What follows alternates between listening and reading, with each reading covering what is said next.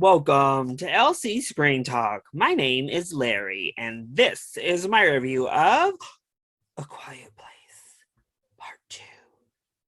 So clearly, I had a double feature type of Thursday night. I dressed up for Cruella, and thus my review for A Quiet Place Part 2 also is turning out to be quite Cruella inspired. However, we're here in this video to talk about A Quiet Place 2, which once again was written and directed by John Krasinski, that follows the events of the first film, showcasing the Abbott family, now without their father, on the move in search of others as they're forced to face the outside world. So I loved A Quiet Place. I thought it was a great debut feature from John Krasinski. It was really tense, really tension filled, and delivered a lot of what I love from good type of low key horror. And I was pumped. The trailers looked great. There was no reason not to be excited for A Quiet Place Part 2. And we were so close last year, so close to actually getting to see it. And then a pandemic hit, and here we are over a year later, finally getting to experience A Quiet Place Part 2. And overall, I thought it was good. I thought it was a solid follow-up, though I'm probably in the minority in saying I didn't enjoy it as much as the first. So let's go ahead and talk about the positives first. Well, the biggest positive, far and away, is this cast who all bring their A game. And the A game for these actors is top tier. Emily Blunt is amazing. She's a great crier, she's a great screamer, and she just sells this character. Cillian Murphy is also really fantastic in this film. This is such a different role than we're used to seeing from the actor, and I really enjoyed it. I thought he was great and takes you on a bit of a character arc with a screenplay that doesn't give him a lot to work with in regards to creating this arc for his character.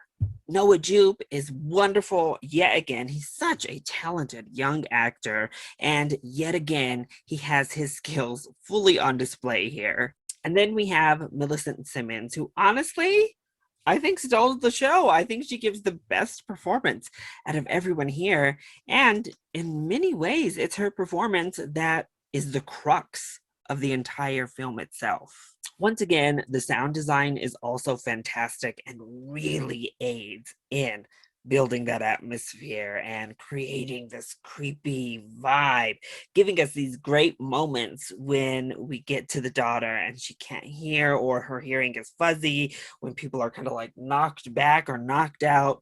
The sound design is really fantastic, and the score itself is also fantastic. Plus, the premise is still just as tense, and the film does a good job of building tension and keeping you like on your toes, much like the first film did.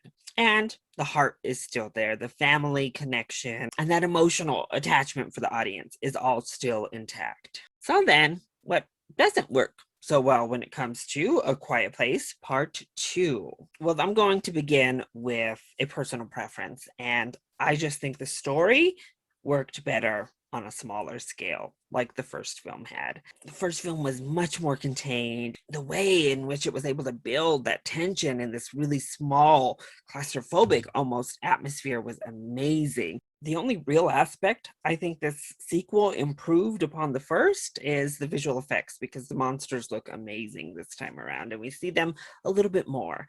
But everything else, I just think the first film accomplished better. And a good part of that, I do think, is atmosphere. We're running around, we're going to these different places now, but it didn't really enhance my viewing experience personally. And ultimately, it led to quite a few contrived experiences. We get to these scenarios and these situations where you're just like, why? Noah Jupe's character does something out of the clear blue just stupid in the movie that was not needed and was only inserted to add a new scare and a new drama that we didn't need. The situation is scary enough, and I'm sure there were other more organic ways to incorporate tension in that storyline. Same thing, we get this moment out on these docks. I didn't like it. Again, it felt really manufactured. It didn't feel organic to me. More like something to add another tension, another moment. And these situations happen with minor characters as well, some really wonky decisions.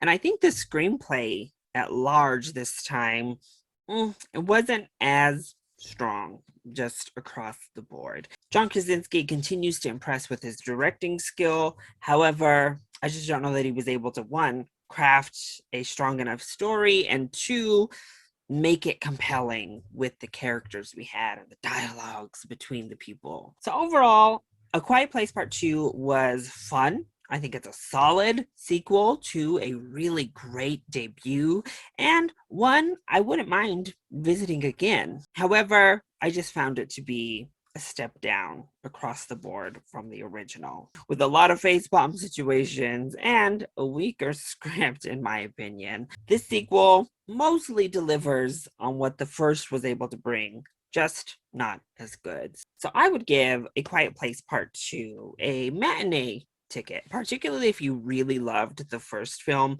You're definitely going to check this out, and I think you'll enjoy it. It's just not quite great enough for that full price recommendation. So that was my review of A Quiet Place Part 2. I hope you enjoyed it. If you did, go ahead, click like down below and subscribe to the channel so you are always up to date on my latest videos. Also, join in on the discussion. Are you excited to see A Quiet Place Part 2? Or have you already seen it? If you have, let me know your thoughts either in the comment section down below, or you can hit me up on Twitter. I love you all so much for your continued support. Thank you for watching, and we'll see you later. Bye.